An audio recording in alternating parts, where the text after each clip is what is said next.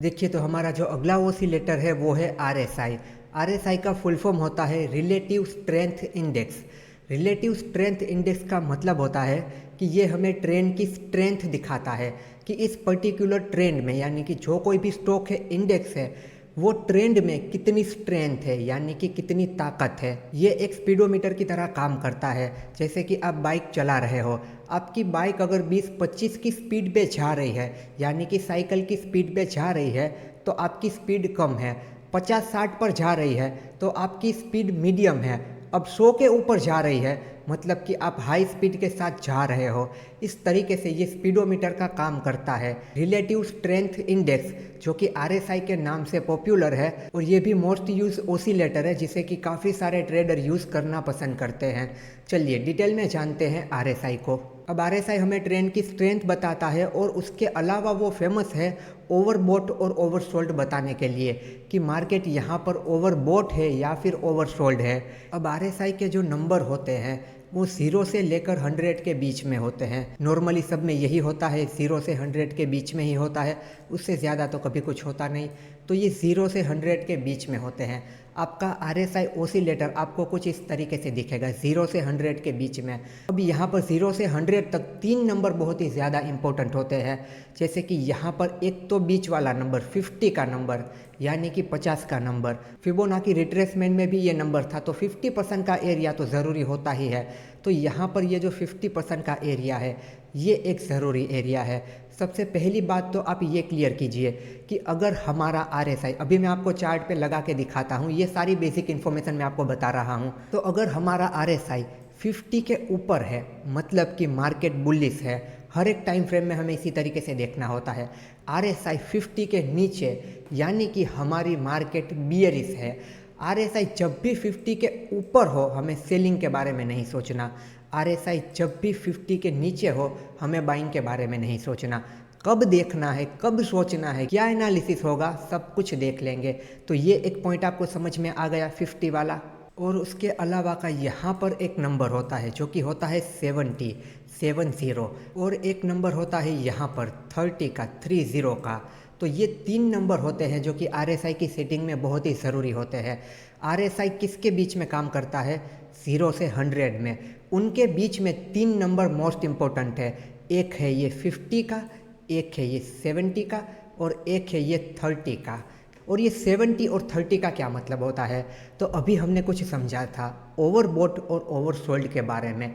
तो यहाँ पर जब भी हमारी मार्केट 70 के लेवल पर होगी, मतलब कि मार्केट क्या है, इस लेवल पर मार्केट है ओवरसोल्ड। क्या है? ओवरसोल्ड। ऊपर की तरफ होगी मार्केट तो ओवरसोल्ड ना? नहीं, मार्केट ऊपर की तरफ होगी मतलब कि ओवरबॉट।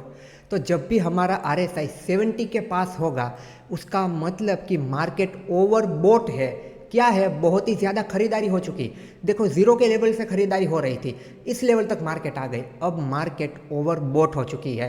तो यहाँ से मार्केट नीचे की तरफ गिर सकती है। और जब भी आरएसआई 30 पर होगी, 30 पर होगी, उसका मतलब कि आरएसआई कह रहा है कि मार्केट ओवरसोल्ड है। क्या है? मार्केट ओवरसोल्ड है, बहुत ही ज़्यादा बिकवाली हो चुकी, अब यहाँ से बाइंग आ सकती है।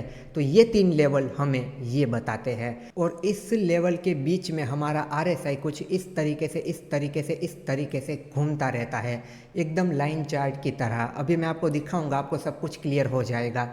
तो ये आरएसआई के बारे में बेसिक बातें थी। अब थोड़ा एक लेवल ऊपर चलते हैं। मुझे पता है आपको जल्दी से जल्दी आरएसआई को चार्ट में देखना है और ये जानना है कि इसके बेस पर बाइंग सेलिंग कैसे करेंगे। थोड़ा सा सब्र करो, जो बेसिक चीज़ें हैं उसे जानना ज़रूरी होता है। एकदम से हमें एडवांस चीज़ों पर नहीं जाना होता। सबसे पहले बेसिक क्लियर करो। अगर बेसिक ही क्लियर नहीं होंगे तो आगे आप बिल्कुल टिक नहीं पाओगे। तो ये सारी चीज़ें समझना ज़रूरी है, इसीलिए मैं बता रहा हूँ। तो अभी थोड़ा सा सब्र कर लो, सब कुछ पता चल जाएगा। अब जब आरएसआई बना था तब ये जो सेटिंग थी 70-30 की, यानी कि 70 के लेवल पर ओवरबॉट, 30 के लेवल पर ओवरसोल्ड। तो इसका मतलब ट्रेडर्स ये मानते हैं कि 70 के लेवल पर आया मतलब कि वहाँ से सेल कर दो, क्योंकि ओवरबॉट हो चुका है, बहुत ज़्यादा खरीदारी हो चुकी है। अब यहाँ से बिक वाली आएगी, बहुत ऊपर जा चुका, अब यहाँ से नीचे आएगा, चलो इस लेवल पर सेल कर दो। और नीचे 30 के लेवल पर जब RSI आता है, यानी कि ओवरसोल्ड हो चुका, बहुत ही ज़्यादा बिकवाली हो चुकी, अब इस लेवल से मार्केट ऊपर की तरफ जाना चाहिए। तो ट्रेडर्स क्या कहते हैं कि चलो इस लेवल पर आया, बाय कर लो, यहाँ से प्राइस ऊपर की तरफ जाएगी, क्योंकि RSI 30 के लेवल पर है। पर इसे इस तरीके से यूज़ नहीं करना होता है, ये गलत तरीका है इसे यूज़ करने का। और उसके अलावा की एक और बात, जब RSI बना था तब से ये सेटिंग चली आ रही है 70 और 30 की। 70 पर आया ओवरबॉट, 30 पर आया ओवरसोल्ड। पर अब चीज़ें थोड़ी एडवांस हो चुकी है, अब लोगों को ये यूज़ करना पसंद नहीं है। वो कहते हैं कि ये चीज़ें पुरानी हैं, अब ये चीज़ इतना अच्छे से काम नहीं करती है।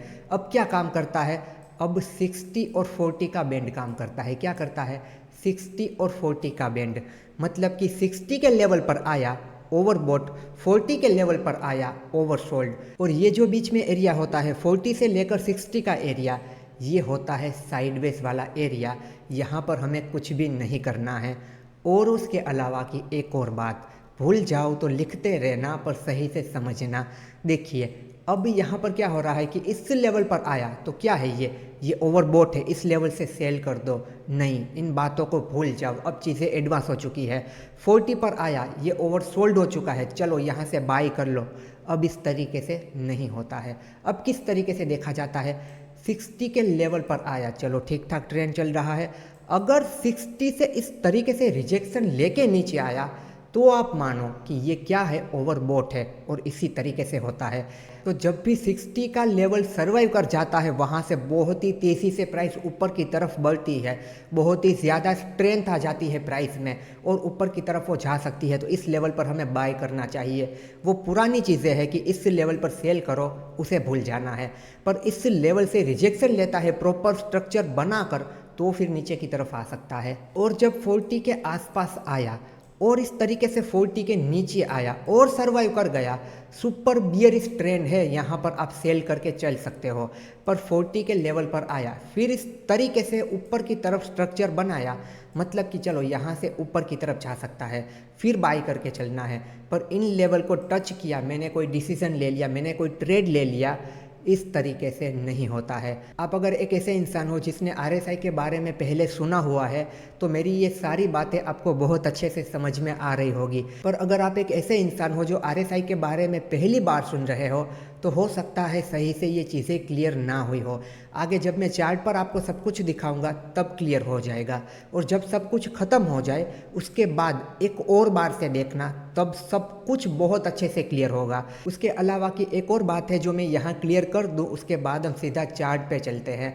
यहाँ पर RSI में भी डाइवर्जेंस होता है। मैंने आपको वॉल्यूम में डाइवर्जेंस सिखाया था। देखिए डाइवर्जेंस मतलब कि क्या, प्राइस ऊपर की तरफ जा रही है, RSI नीचे की तरफ आ रहा है। तो यहाँ पर ऐसा माना जाता है कि RSI नेगेटिव सिग्नल देता है, तो अब प्राइस इस लेवल से नीचे की तरफ आ सकती है।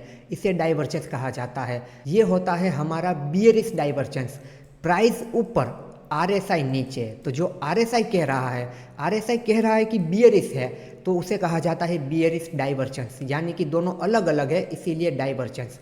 और दूसरा केस, प्राइस नीचे की तरफ आ रही है, RSI ऊपर की तरफ जा रहा है, इसे कहते हैं बुलिश डाइवर्जेंस, मतलब कि प्राइस नीचे RSI ऊपर। तो RSI कह रहा है कि प्राइस ऊपर की तरफ जा सकती है, तो इस लेवल से प्राइस इस तरीके से ऊपर की तरफ जा सकती है, इसे कहा जाता है divergence, bearish divergence and bullish divergence.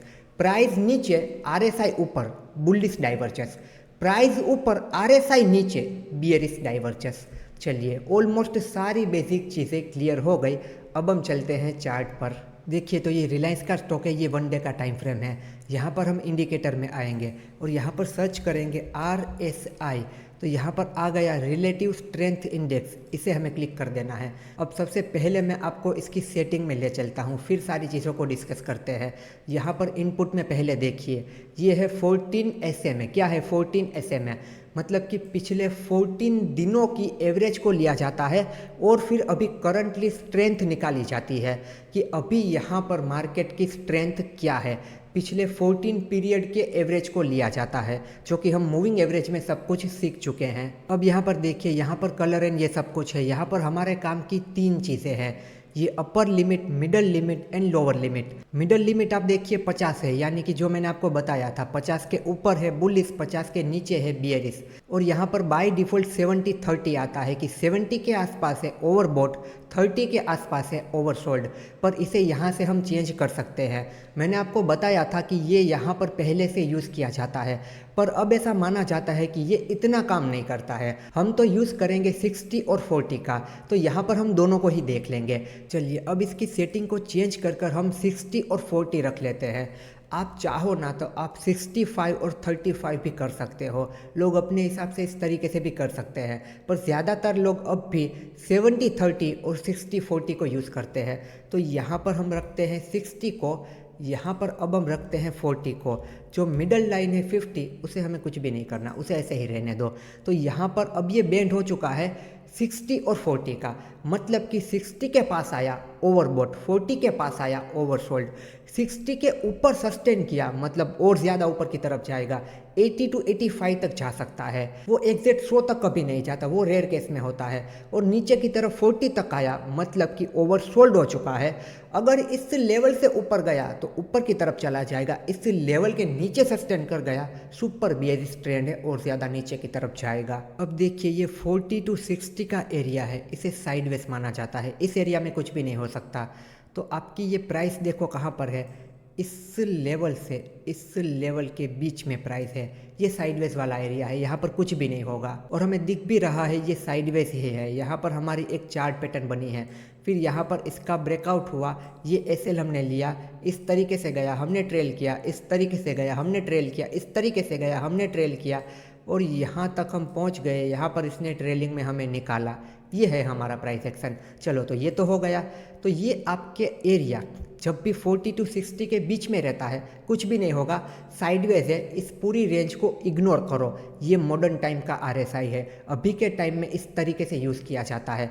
और अभी के टाइम में 60 के ऊपर सेलिंग नहीं होती, 60 के ऊपर वो सस्टेन कर जाता है, वहाँ पर बाइंग होती है कि अब तो और ज़्यादा ऊपर जाएगा, अब तो 80 to 85 तक जा सकता है। और 40 के नीचे सस्टेन कर जाता है, मतलब कि अब तो और ज़्यादा नीचे जाएगा, अब तो ये 20 तक आ सकता है, इस तरीके से। तो आप देखिए इस रेंज से ये बाहर निकला, यानी कि 60 के ऊपर गया।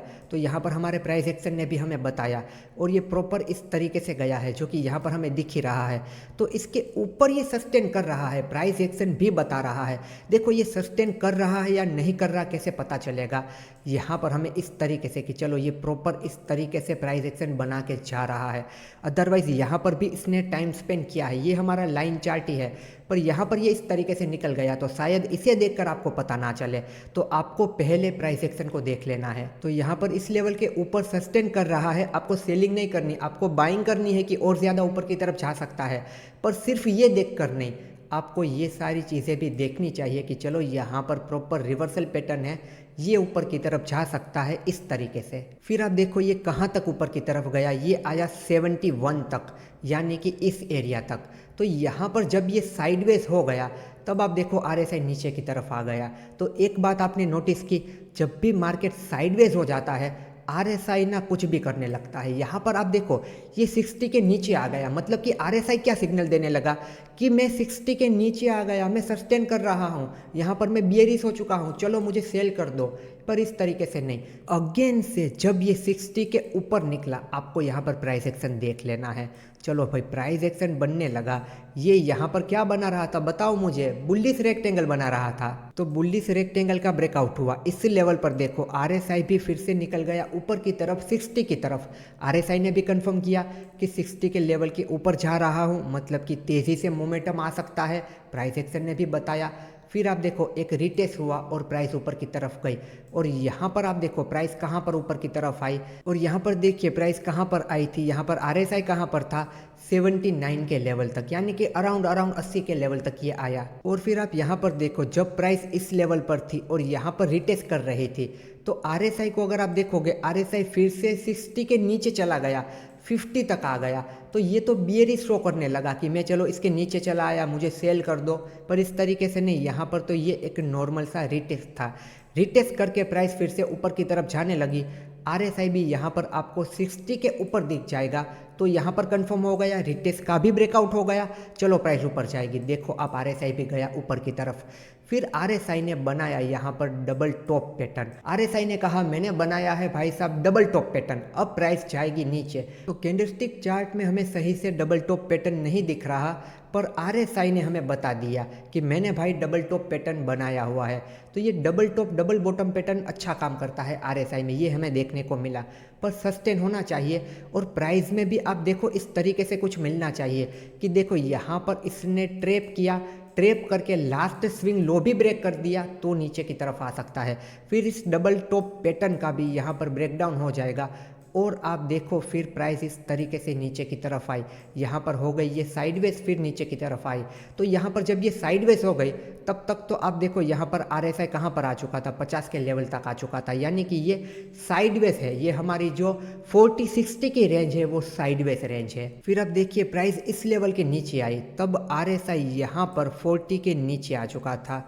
नॉर्मली आपने RSI को कहीं पर भी सीखा होगा, देखा होगा, वहाँ पर आपने देखा होगा कि पहले ये कहा देखो RSI इसके नीचे आ गया, फिर आप देखो प्राइस भी नीचे आ गई, पर ये सच बात नहीं है। प्राइस इस तरीके से नीचे आई ना, इसीलिए RSI भी इस तरीके से हुआ है, ये सच बात है, आपको भी पता है ये बात। तो देखो इस तरीके से प्राइस ने यहाँ पर ब्रेकडाउन किया, तो RSI ने क्या किया, ये भी 40 के नीचे आ गई और सस्टेन करने लगी। तो आप मानो कि चलो ये ब्रेकडाउन रियल है, प्राइस यहाँ से नीचे की तरफ आ सकती है। RSI भी कंफर्म कर रहा है। यहाँ पर डाउन ट्रेंड इस तरीके से शुरू हो चुका, यहाँ पर आपको दिख गया प्राइस एक्शन के हिसाब से, आपने देखा RSI, चलो RSI भी कह रहा है 40 के नीचे मैं जा रहा हूँ, मतलब कि और ज़्यादा बियरिश ट्रेंड हो सकता है, और यहाँ पर हुआ भी। तो यहाँ पर प्राइस क्या कर रही है, आप देखो एक नॉर्मल सा पुल बैक कर रही है, प्रॉफिट बुकिंग आ रही है, फिर इस तरीके से कंटिन्यू किया। पर RSI को अगर आप देखोगे यहाँ पर ये फिर से इस लेवल के ऊपर चला गया, तो यहाँ पर नए लोग क्या करेंगे, चलो इस लेवल के ऊपर गया मैं बाय कर लेता हूँ, पर इस तरीके से नहीं, यहाँ पर आपको कोई भी बाइंग के सिग्नल नहीं मिले हैं। यहाँ पर इस तरीके से नहीं हुआ कि आप बाय करके चलो, यहाँ पर कोई बाय करने की जरूरत नहीं है। RSI भले इस तरीके से ऊपर चला गया, प्राइस में कुछ तो दिखने दो। हाँ, छोटा सा इसमें ट्रेड करना है तो अलग बात है, छोटे छोटे ट्रेड तो कहीं पर भी हो सकते हैं, पर अगर एक सही तरीके से ट्रेड करना है तो वेट करो, कुछ मत करो। फिर आप देखो RSI यहाँ पर जब भी ये पुल बैक होता है ना, RSI कुछ भी करने लगता है। फिर ये देखो ऊपर की तरफ गया, फिर यहाँ पर अगेन से इसने डबल टॉप पैटर्न बनाई, यानी कि जब ये प्राइस नीचे की तरफ आ रही थी, फिर से RSI नीचे, तो यहाँ पर आप देखो ये नीचे की तरफ यहाँ पर आया, नीचे आपको कंफर्म हो गया कि और ज़्यादा नीचे की तरफ आ सकता है, और देखो ये और ज़्यादा नीचे की तरफ आया भी।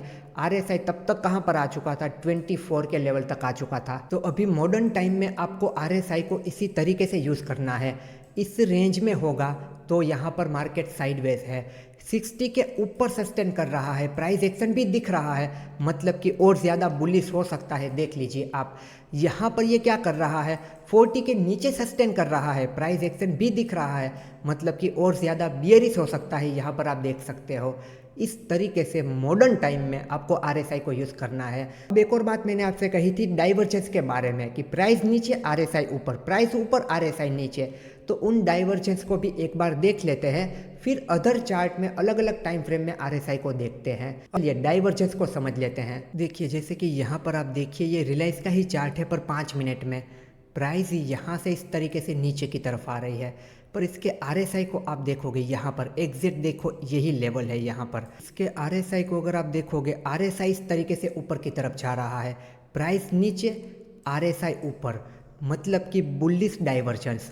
तो RSI ये कह रहा है कि यहाँ से प्राइस अब ऊपर की तरफ जानी चाहिए, क्योंकि मैं प्राइस को सपोर्ट नहीं कर रहा हूँ। RSI में बुलिश डाइवर्जेंस, क्योंकि RSI अगर प्राइस से अलग है मतलब कि डाइवर्जेंस, ऊपर की तरफ है मतलब कि बुलिश डाइवर्जेंस, तो यहाँ से स्टॉक की प्राइस ऊपर की तरफ जा सकती है, ये RSI हमें बताता है। तो प्राइस एक्शन क्या ये चीज़ हमें बता पाएगा, चलिए चेक करते हैं। तो यहाँ पर हम अगर चेक करते हैं तो देखो आप ट्रेंड लाइन का ब्रेकआउट होता है तो प्राइस एक्शन भी हमें यहाँ पर ये बताता है, पर ये यहाँ पर ऑल ओवर नीचे, ऑल ओवर RSI ऊपर, तो सिग्नल यहीं से मिल जाता है हमें। ये डाइवर्जेंस होता है, ये हुआ बुलिश डाइवर्जेंस। अब हम देखते हैं बियरिश डाइवर्जेंस। तो देखिए बियरिश डाइवर्जेंस भी यहीं पर है, ये प्राइस आप देखो अब इस तरीके से ऊपर की तरफ जा रही है, दिख रहा है नीचे से ऊपर की तरफ, पर इसका RSI अगर आप देखोगे ऑल ओवर नीचे की तरफ हमें दिख रहा है, दिख गया आपको डाइवर्जेंस। ये कौन सा डाइवर्जेंस है? ये एक बियरिश डाइवर्जेंस है। तो अभी के लिए RSI क्या कह रहा है कि स्टॉक की प्राइस इस लेवल से नीचे की तरफ आ सकती है। कंफर्म कब होगा? जब ये जो ट्रेंड लाइन यहाँ पर बन रही है ये प्रॉपर इस तरीके से ब्रेक डाउन हो जाएगी, तब यहाँ पर कंफर्म हो जाएगा। पर RSI अभी के लिए ये सिग्नल दे रहा है। अब ये bullish divergence and bearish divergence हर बार सही ही निकलेंगे ऐसा बिल्कुल ज़रूरी नहीं है। अगर आप देखो ये यहाँ पर जो रेक्टेंगल बन रहा है, ये साइडवेज बन रहा है, ये अगर इस तरीके से ब्रेक हो गया प्राइस ऊपर की तरफ चली जाएगी। उसके अलावा चार्ट पैटर्न यहाँ पर अब बन रही है, देखो आप इस तरीके से ट्रेंड लाइन ड्रॉ कर दो। कौन सी चार्ट पैटर्न है? Ascending triangle pattern. यहाँ पर टाइम स्पेंड हो रहा है, इस तरीके से निकला, ऊपर की तरफ जाने के चांस है, सब कुछ हो सकता है। तो प्राइस में जो कुछ भी होगा उसके बाद हम कुछ डिसीजन लेंगे, पर अभी के लिए ये सारी चीज़ें हमें इस तरीके से दिख रही है। अब ये जो डाइवर्जेंस है इससे फाइंड आउट करने में आपको बहुत ही ज़्यादा प्रॉब्लम होगी, क्योंकि ये एक नज़र में आपको मिलेंगे नहीं। तो उसका एक इलाज है मेरे पास। यहाँ पर RSI के साथ एक और इस तरीके से ऑसिलेटर आता है, RSI डाइवर्जेंस। RSI डाइवर्जेंस अगर आप लगा दोगे तो आपको RSI में दिख जाएगा कहाँ कहाँ पर डाइवर्जेंस होता है। वो भी मैं आपको एक बार करके दिखा देता हूँ कि यहाँ पर मैंने निफ्टी का चार्ट लगाया है। यहाँ पर अगर हम लिख देंगे RSI तो देखिए यहाँ पर आ जाएगा। ये RSI वो है जो अभी हमने देखा था, हमने सीखा था सारी चीज़ें। ये है RSI डाइवर्जेंस। तो RSI डाइवर्जेंस पर आप क्लिक करोगे तो देखिए यहाँ पर आपके डाइवर्जेंस निकल कर आ जाएंगे। जिस जिस लेवल पर बुलिश और बियरिश डाइवर्जेंस होंगे वो सब कुछ आपको इस तरीके से दिख जाएगा, आपको यहाँ पर फाइंड आउट नहीं करना पड़ेगा। अब देखिए यहाँ पर डाइवर्जेंस हुआ, RSI कह रहा था कि प्राइस ऊपर की तरफ जाएगी, यहाँ पर प्राइस कह रही थी मैं नीचे की तरफ जाऊंगी। तो देखा आपने प्राइस ऊपर की तरफ चली गई। बेसिकली RSI ये कह रहा है। अब इस लेवल पर RSI बियरिश डाइवर्जेंस दिखा रहा है, क्योंकि प्राइस यहाँ पर बुलिश डाइवर्जेंस दिखा रही है, RSI बियरिश डाइवर्जेंस दिखा रहा है। तो RSI कह रहा है कि इस लेवल से प्राइस को गिरना चाहिए। पर हमने क्या सीखा, अगर इस तरीके से हुआ तो चलो ठीक है मान लेंगे, अभी RSI के बेस पर हम नहीं जाएंगे। देखिए यहाँ पर प्राइस कह रही थी कि मैं ऊपर की तरफ जाऊँगी, RSI कह रहा था कि मैं नीचे की तरफ जाऊँगा। फिर आप देखो प्राइस नीचे की तरफ आ गई, पर हमें यहाँ पर ट्रेंड लाइन के ब्रेकडाउन पर पता चलता है। पर अगर आपने RSI डाइवर्जेंस लगाए हुए हैं तो ये प्राइस ऊपर की तरफ जब इस तरीके से होगी ना, इस लेवल पर होगी ना यहाँ पर, तब आपको क्लियर यहाँ पर बियरिश डाइवर्जेंस दिख जाएगा। तो यहाँ पर आप बाय करने की जल्दबाजी मत करो कि RSI कह रहा है नीचे की तरफ जा सकता है तो ट्रेंड लाइन का ब्रेकडाउन होता है, तो तब आप सेल साइड की एंट्री बनाने की सोचो इस तरीके से, और प्रॉपर इस तरीके से प्राइस ऊपर की तरफ सस्टेन करती है, बिंदास बाय करो, कोई बात नहीं, प्राइस एक्शन बन चुका है। फिर सेम यहाँ पर भी हुआ था, देखो प्राइस ऊपर की तरफ, RSI यहाँ पर नीचे की तरफ। ये बहुत ही ज़रूरी चीज़ है। हमने ओवरबॉट देखा, ओवरसोल्ड देखा, हमने साइडवेज की रेंज देखी, वो सब कुछ भी है, पर उसके अलावा ये भी बहुत ज़रूरी है। उन चीज़ों को सीख लिया, अच्छे से देख लिया और प्रैक्टिस हम करेंगे। इन चीज़ों को भी सीखना, इन चीज़ों की भी प्रैक्टिस करना, क्योंकि यहाँ से जब प्राइस यहाँ पर होगी ना तो यहाँ पर ये RSI आपको दिखेगा ना, तो आप इस लेवल पर बाय करने से बच जाओगे कि मुझे बाय नहीं करना है, RSI मना कर रहा है। फिर इस तरीके से होगा, आप सेल साइड की एंट्री प्लान कर सकते हो प्रॉपर प्राइस एक्शन देखकर। फिर इस तरीके से यहाँ पर ऐसा नहीं हुआ, वेट करना है, कुछ मत करो। देखा प्राइस फिर से ऊपर की तरफ चली गई। ये आप किसी भी चार्ट में कहीं पर भी देख सकते हैं। यहाँ पर मैं आपको एक टेबल शो कर देता हूँ, इस टेबल को आप देखना। यहाँ पर जो सेटिंग बताई गई है RSI की, उस तरीके से आप यूज़ कर सकते हो, पर यहाँ से आपको कंफर्मेशन लेनी है, इस बेस पर ट्रेड नहीं कर लेना है। अब आपका काम है मैक्सिमम प्रैक्टिस करो, ओवरबॉट ओवरसोल्ड की प्रैक्टिस करो, उन लेवल के ऊपर सस्टेन करता है फिर कैसे बाय और सेल करना है उनकी प्रैक्टिस करो, डाइवर्जेंस की प्रैक्टिस करो, डबल टॉप डबल बॉटम को देखो, जितने हो सके उतने ज़्यादा चार्ट में प्रैक्टिस करो, आपको बहुत अच्छे से समझ में आ जाएगा। दोस्तों, आप अगर टेक्निकल एनालिसिस को बिल्कुल बेसिक टू एडवांस सीखना चाहते हैं तो आप देख सकते हैं मेरा टेक्निकल एनालिसिस का मास्टर कोर्स। ये कोर्स इंडिया का टेक्निकल एनालिसिस का सबसे बड़ा कोर्स है। सारे टॉपिक को यहाँ पे कवर किया गया है, वो भी बिल्कुल आसान भाषा में। इस वेबसाइट पर आप आओगे तो आपको यहाँ पर कोर्स के इंट्रोडक्शन का एक वीडियो मिलेगा। इस वीडियो को आप देखोगे, यहाँ पर कोर्स की सारी इन्फॉर्मेशन है, आपको सब कुछ क्लियर हो जाएगा। और उसके बाद भी कोई भी सवाल रहता है तो आप मुझसे कनेक्ट करके मुझसे पूछ सकते हैं। और अगर बात की जाए कोर्स के कंटेंट की कि यहाँ पर आप क्या क्या सीखोगे, तो यहाँ पर आप देख सकते हैं इस कोर्स में टोटल 24 लेक्चर दिए गए हैं। यहाँ पर इन इन सारे टॉपिक को बहुत डिटेल में कवर किया गया है। जैसे कि आप देखिए यहाँ पे लाइव मार्केट एनालिसिस, यहाँ पे लाइव ट्रेडिंग करके भी आपको दिखाया गया है कि लाइव मार्केट में किस तरीके से ट्रेडिंग करते हैं। उसके अलावा देखिए इंडिया विक्स ऑप्शन चेन, यहाँ पर देखिए my personal experience and my view on trading, मतलब कि ट्रेडिंग को लेकर मेरा क्या एक्सपीरियंस रहा है, मेरा क्या व्यू है। ये लेक्चर आप देखोगे ना, ये लेक्चर आपकी ट्रेडिंग और आपकी लाइफ दोनों बदल देगा। उसके बाद आप देखिए ट्रेडिंग का सबसे ज़रूरी टॉपिक ट्रेडिंग साइकोलॉजी, उसे भी बहुत डिटेल में कवर किया गया है। उसके अलावा भी यहाँ पर आप सब लोगों का favourite smart money concept SMC, यहाँ पर आप सीखोगे लिक्विडिटी के बारे में और एडवांस ट्रेडिंग के बारे में। नॉर्मल ट्रेडिंग नहीं, एडवांस ट्रेडिंग। उसके अलावा भी यहाँ पर आप देखिए स्टॉक सिलेक्शन मेथड, ट्रेडिंग के लिए स्टॉक को कैसे सिलेक्ट करना है, चाहे वो इंट्राडे के लिए हो, स्विंग के लिए हो या फिर पोजिशनल के लिए हो। उसके अलावा भी काफ़ी सारे ज़रूरी टॉपिक को यहाँ पर कवर किया है, जैसे कि multiple time frame analysis, important indicator and oscillator, फिर AI बेस्ड ट्रेडिंग, AI को यूज़ करके किस तरीके से ट्रेड किया जाता है। उसके अलावा यहाँ पर पूरा प्राइस एक्शन ट्रेडिंग को डिटेल में कवर किया गया है, बेसिक टू एडवांस तक। टेक्निकल एनालिसिस में अगर आप बिल्कुल ही बिगिनर है तो ये कोर्स आपको प्रो बना सकता है। टेक्निकल एनालिसिस को आप मास्टर कर सकते हो और यहाँ पर एक ही कोर्स में काफ़ी सारी चीज़ों को कवर किया गया है। यहाँ पर आप देखिए मल्टीपल टाइम फ्रेम एनालिसिस का लेक्चर, इसे मैं आपको ओपन करके दिखाता हूँ। यहाँ पर आप देखना इस लेक्चर की लेंथ कितनी है, 3 घंटे की। यहाँ पर 3 घंटे तक मैंने आपको समझाया है कि मल्टीपल टाइम फ्रेम एनालिसिस किस तरीके से किया जाता है। अगर आपको सही तरीके से मल्टीपल टाइम फ्रेम एनालिसिस करना आता है तो आप ट्रैप से बच सकते हो। उसके बाद यहाँ पर आप देखिए SMC का लेक्चर, यहाँ पर आप देखिए SMC का 6.5 घंटे का पूरा कोर्स है। इस टेक्निकल एनालिसिस के कोर्स के अंदर SMC का भी पूरा कोर्स है, यानी कि एक ही कोर्स में काफ़ी सारी चीज़ें आपको मिलेगी। उसके अलावा यहाँ पर आप देखिए ट्रेडिंग सेटअप, यहाँ पर मैंने ट्रेडिंग सेटअप के बारे में डिटेल में बताया है, अलग अलग मार्केट कंडीशन के हिसाब से किस तरीके से ट्रेडिंग सेटअप को यूज़ करना होता है। ये पूरा कोर्स अगर आप कंप्लीट करते हो तो आप प्राइस एक्शन ट्रेडिंग को, चार्ट रीडिंग को, टेक्निकल एनालिसिस को, SMC को मास्टर कर लोगे। इस कोर्स को कंप्लीट करने के बाद आपको कभी भी किसी को पूछने की ज़रूरत नहीं होगी, आप अपने हिसाब से अपने ट्रेडिंग डिसीजन ले पाओगे। दोस्तों इस कोर्स को खरीदने के बाद अगर ये कोर्स आपको पसंद नहीं आता है तो यहाँ पे रिफंड पॉलिसी भी है। कोर्स खरीदने के बाद अगर आपको कंटिन्यू नहीं करना है तो आप रिफंड के लिए क्लेम कर सकते हैं, आपको आपका पूरा रिफंड वापस मिल जाएगा, वो भी बिना कोई सवाल किए। तो टेक्निकल एनालिसिस को मास्टर करने के लिए और एक इंडिपेंडेंट ट्रेडर बनने के लिए अभी इस वेबसाइट को विजिट कीजिए, इस कोर्स को चेक कीजिए। यहाँ पर इंट्रोडक्शन का पूरा वीडियो देखिए ताकि आपको सारी चीज़ें क्लियर हो जाए। और ये पूरा कोर्स रिकॉर्डेड है, आप अपने समय पर अपने प्लेस पर आराम से इस कोर्स को देख सकते हैं। इस वेबसाइट की लिंक आपको पिन कमेंट में और डिस्क्रिप्शन बॉक्स में मिल जाएगी, अभी जाके इस कोर्स को ज़रूर चेकआउट कीजिए।